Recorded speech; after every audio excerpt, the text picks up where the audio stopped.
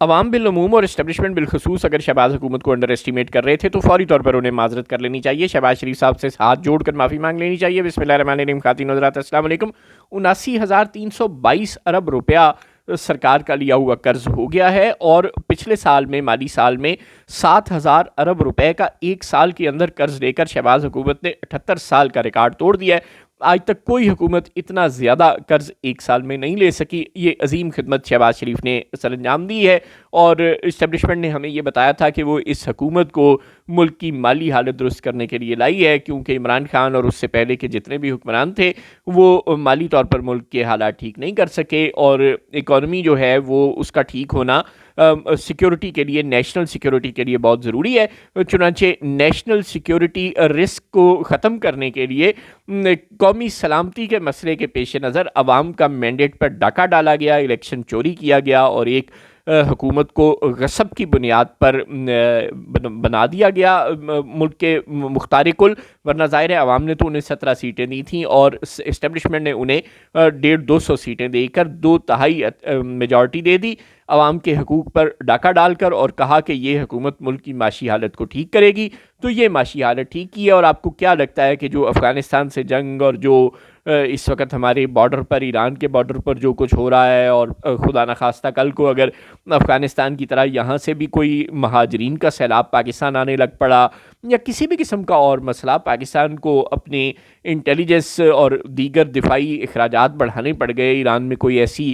پرو امریکہ رجیم آ جاتی ہے جس کی وجہ سے ملک میں مزید موساد اور را اور CIA کے ایجنٹ گھومنا شروع کر دیتے ہیں، ان مسائل سے اگر ہمیں نمٹنا پڑا تو ظاہر ہے مسائل بڑھیں گے ہی۔ اور پھر سب سے اہم بات کہ مڈل ایسٹ کے جو ملک آج تک ہمیں خیرات یا قرض دیتے آئے ہیں، یا ہمارے بینکوں میں پیسے رکھتے آئے ہیں، رول اوور کرتے آئے ہیں، کیا اب وہ ہمیں قرض دیں گے؟ ہم نے سعودی عرب کے ساتھ ڈیفنس ڈیل بھی کی ہوئی تھی، اعظم نذیر تارڑ صاحب نے ہمیں روک بھی دیا ہے کہ کوئی زبان نہ کھولے فارن پالیسی پر، ورنہ زبان کھینچ لی جائے گی۔ اب کیا سعودی عرب اور UAE یا قطر یا جو بھی دوست ممالک ہمیں ہر سال ہمارے بینکوں میں پیسے رکھتے تھے، یا ہمیں کوئی قرض شرض دے دیتے تھے، کیا ان پر اب کوئی اس طرح کی اکنامک سٹرین نہیں آئے گی؟ کیا وہ اب بھی اسی طرح قرض دیتے رہیں گے اور ہمارے معاملات ایسے ہی چلتے رہیں گے، اور IMF کے ساتھ بھی ہمارے معاملات ایسے ہی چلتے رہیں گے؟ ساری دنیا الٹ پلٹ ہو کر رہ گئی ہے۔ اب یہ سب معاملات اسی طرح چلنا ذرا مزید مشکل ہو جائیں گے، اور پاکستان کے لیے اس وقت جس حد تک فائنینشیل کرنچ یہ حکومت اپنی نااہلی اور بیڈ گورننس اور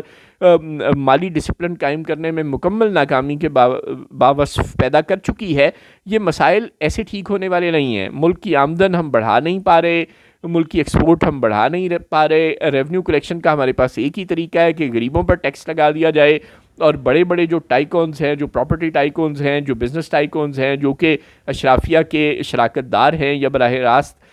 حکمران طبقے سے تعلق رکھتے ہیں، ان پر کوئی ہاتھ نہیں ڈالتا۔ عوام کو 55 روپے پٹرول پر کی قیمت بڑھا کر اور اس طرح کی مزید وحشیانہ حرکتیں کر کر ہم صرف مزید تنگ کرنے پر لگے ہوئے ہیں۔ ایسے ملک نہیں چلے گا، ایسے معیشت نہیں چلے گی، ایسے دوست ملک بھی ہمیشہ ہمیں خیرات نہیں دیتے رہیں گے۔ مسائل بڑھ رہے ہیں، اور کیا آپ کو لگتا ہے کہ اسٹیبلشمنٹ کو کوئی ہوش آئے گی، کوئی عقل آئے گی، اور وہ عوام